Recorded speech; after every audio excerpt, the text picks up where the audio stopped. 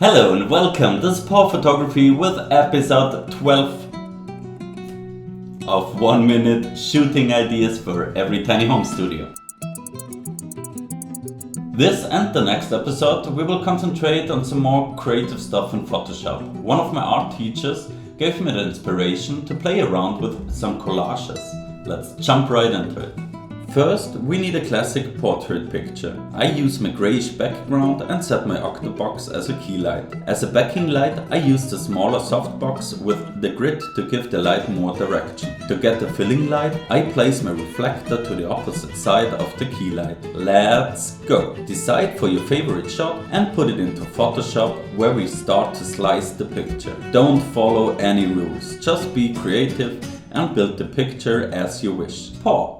And this is your striped collage.